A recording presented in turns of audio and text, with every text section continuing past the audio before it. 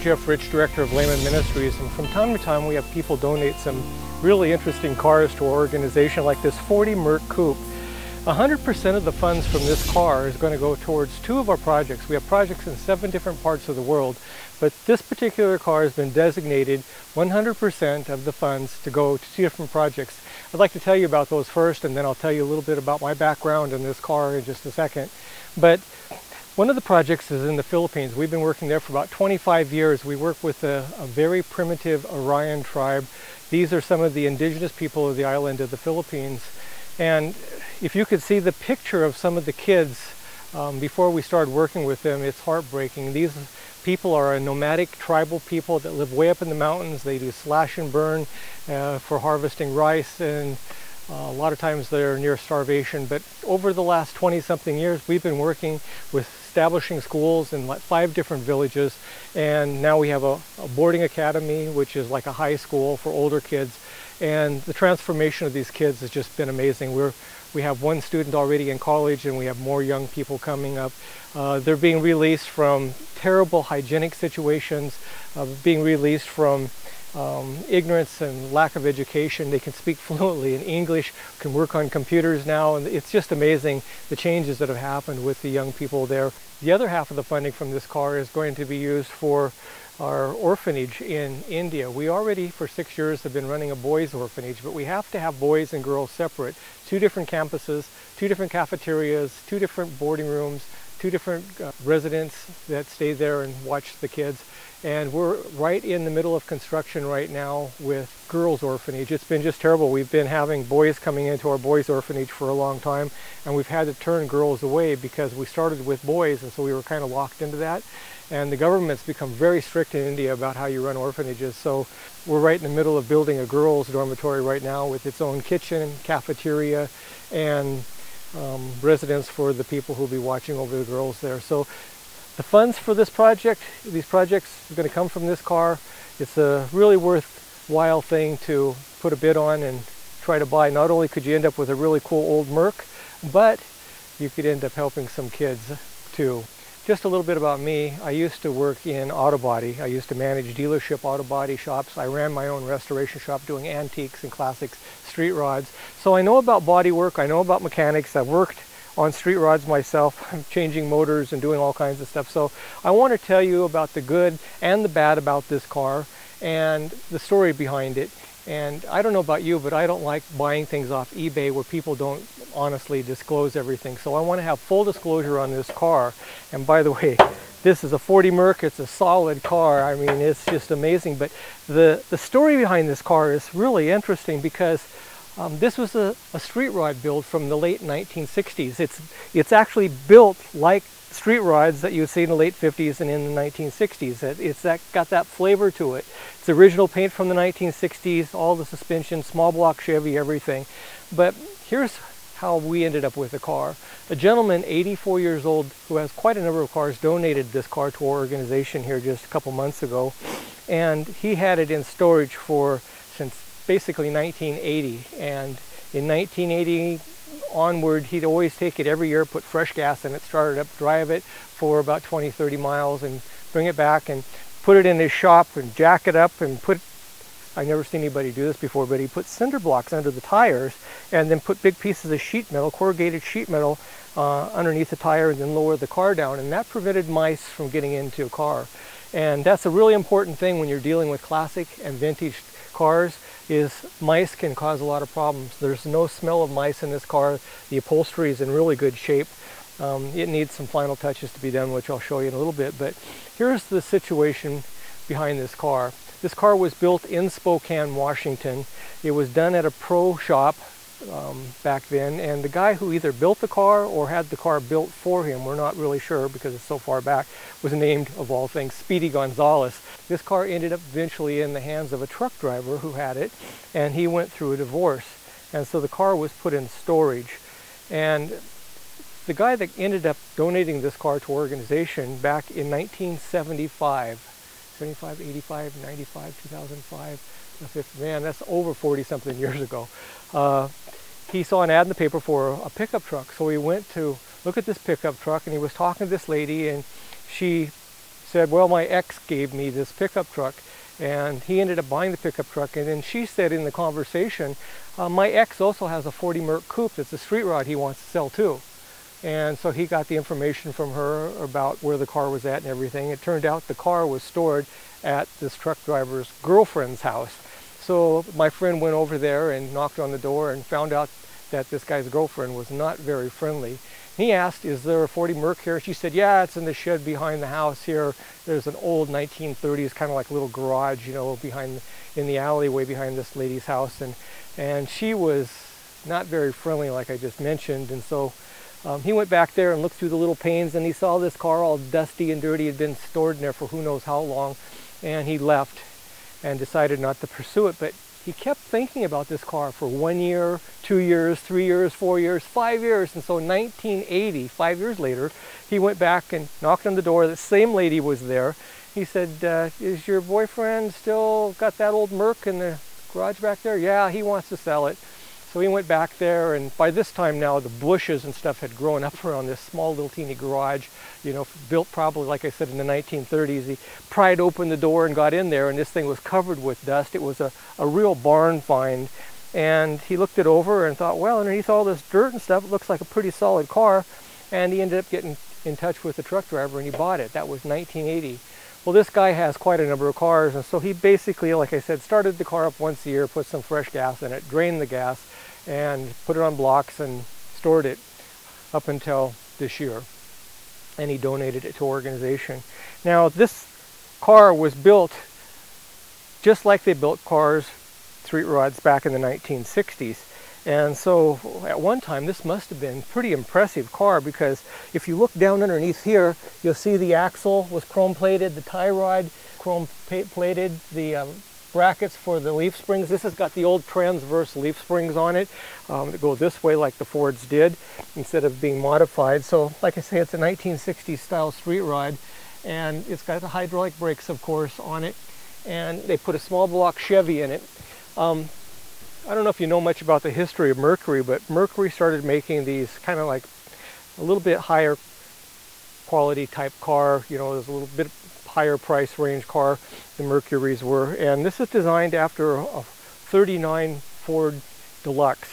And so the first Merc was made in 1938, and they took that design that they were going to use on the 1939 Ford Deluxe with this kind of louvered grille and such, and they incorporated it into the Mercury.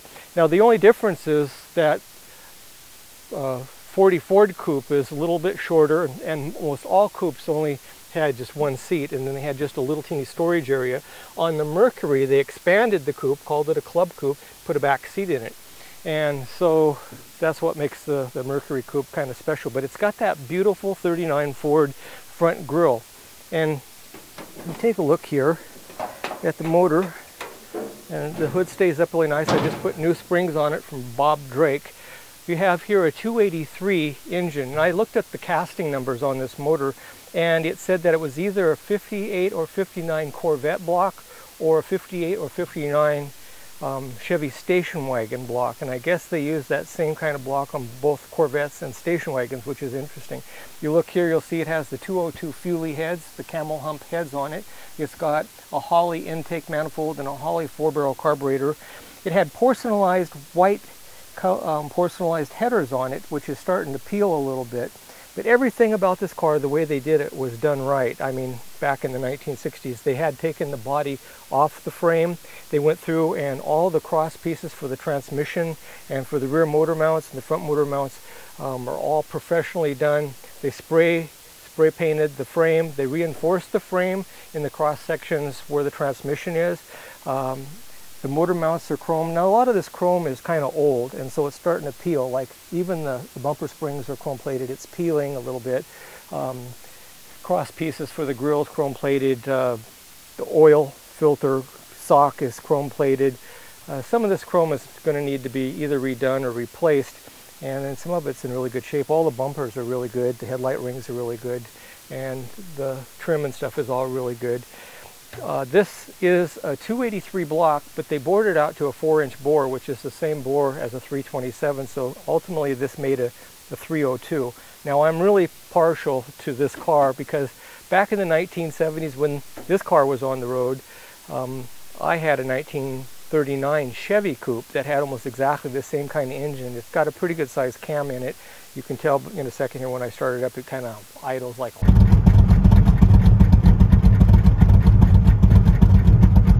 that. And it sounds like a real street rod. But even the steering column at one time was chromed. It needs to be cleaned up now. It's tarnished a little bit.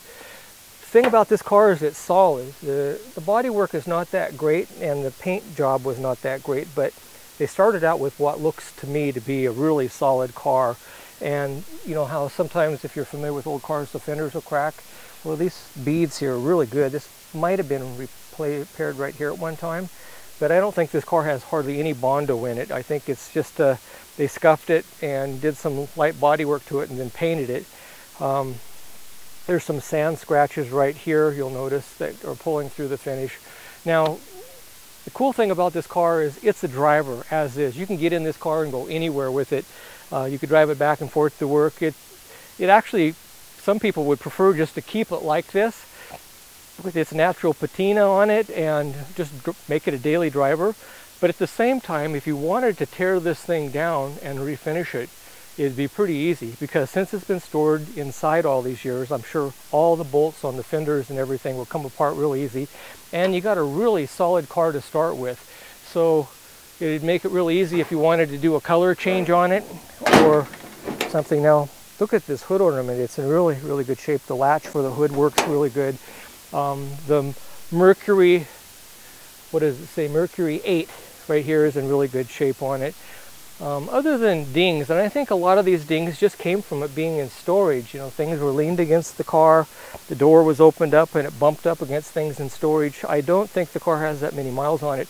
And these hubcaps and beauty rings are very similar to what came stock on the old Merc Coupes, except for now it's got a Chevy drivetrain under it, which was a common 60s street rod thing. You take an old Ford, like 40 Merc Coupe or a 39, 40 Ford Coupe and put a small block Chevy in it. It's got a rear end out of a 55, 56, 57 Chevy rear end.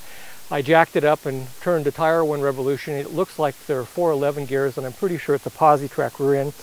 Wider offset rims on the back with wider radial tires on the back, and then a little bit narrower, smaller tires, again like a 1960s type street rod.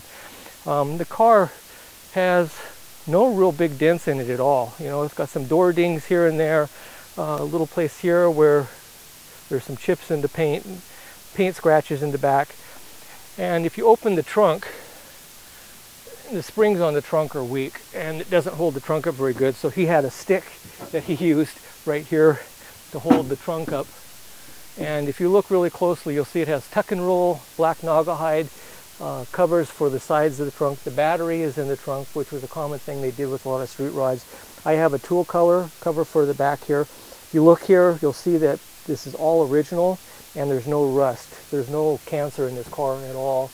There's some surface rust, which I'll show you on the floorboard in the front, but it's just, the guy could take a grinder to it and put some PR40 or something, that special paint that you use on it, and cover it and seal it off really good. I have a cover for behind the seat here, between the trunk and the seat. Now the latch handle here is in lock position, so he took the latch out. He pulled the back seat out, climbed in, and took the latch out. The key doesn't unlock this. And on Bob Drake, which is an online place to buy old Ford stuff, you can buy a new lock cylinder for this and then get it to where the trunk will latch. Since it's got these springs on it, look at this, it shuts really nice like that. And I've been driving it with like this without a latch on it, but you could fix that pretty easy. It's got some tinkering to do. All the headlights and the tail lights work. The turn signals don't work on it. I haven't checked that out. If you look inside here, you'll see it's got old school black tuck and roll Naugahyde upholstery, and the seats were done way better than a lot of upholstery that I've seen in newer cars that I've seen today. Like a couple cars I restored here about 10 years ago, the upholstery job wasn't very good.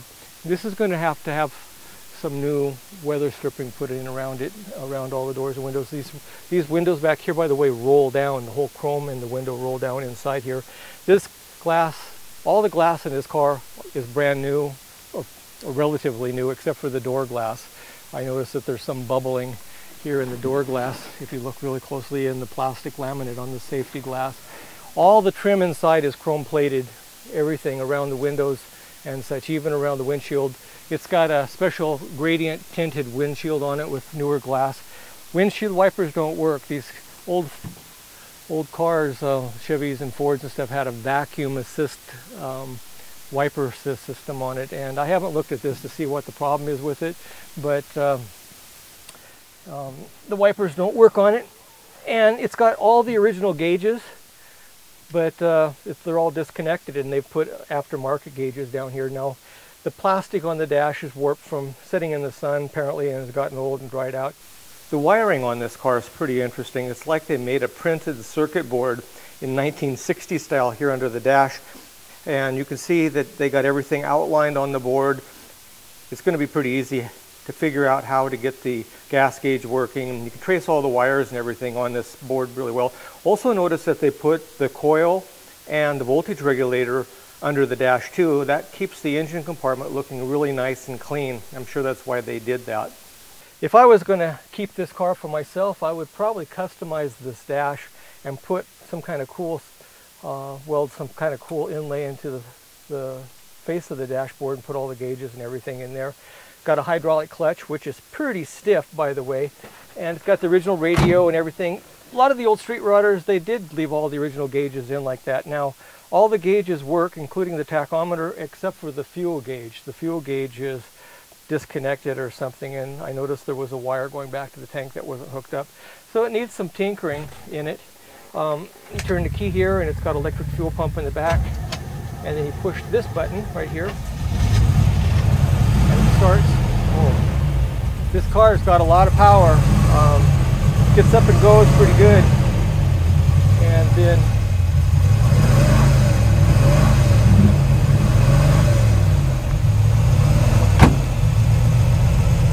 car's got a lot of power. It gets up and goes pretty good, and you can hear that cam.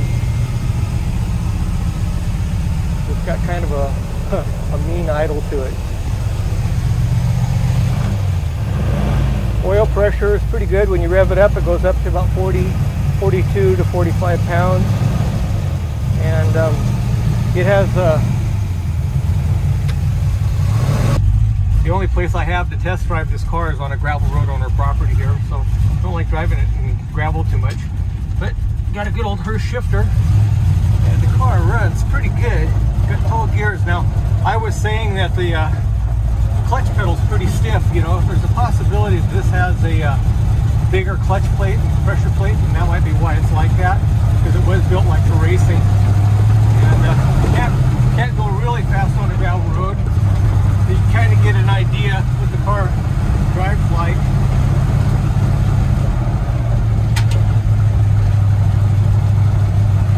Got quite a bit to get up and go. That sounds great. It's got two blast pack mufflers underneath. I noticed one of them has a little bit of a rust hole in it, but this could be a daily driver easy.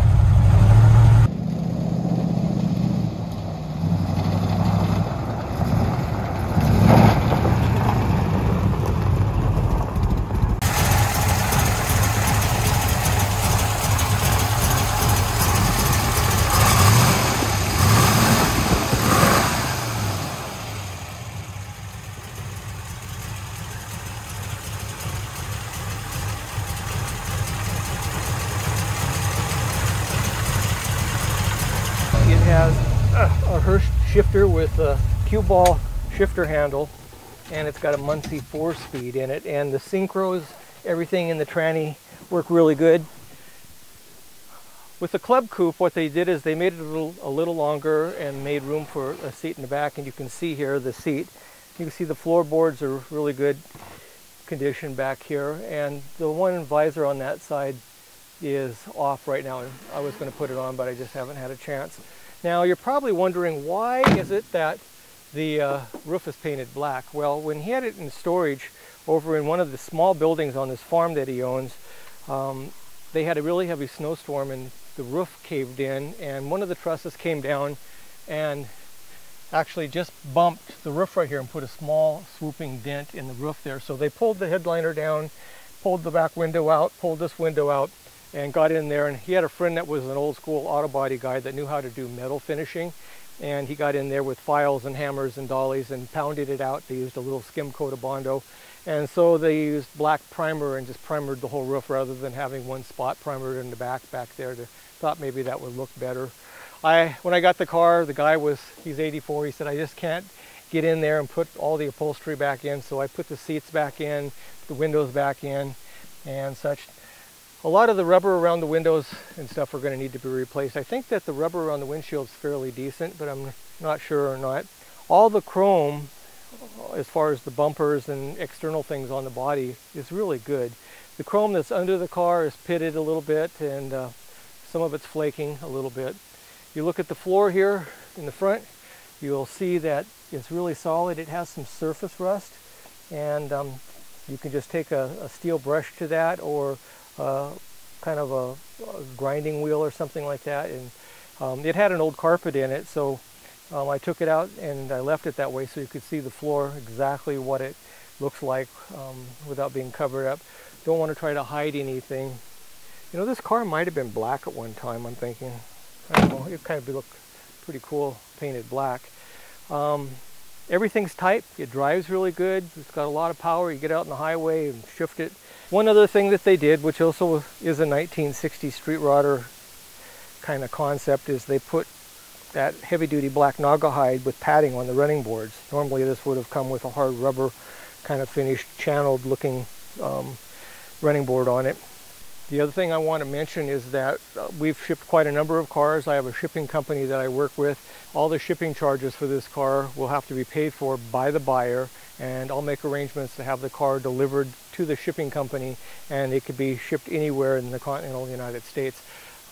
Prices vary. I can give you a quote on that. I just shipped a BMW convertible to New York from here, and it cost $1,500. I think it was to get it over to that lady. Depending on how high the price goes, we might be willing to work on the shipping costs a little bit too. But that's basically it. Beautiful old Merc.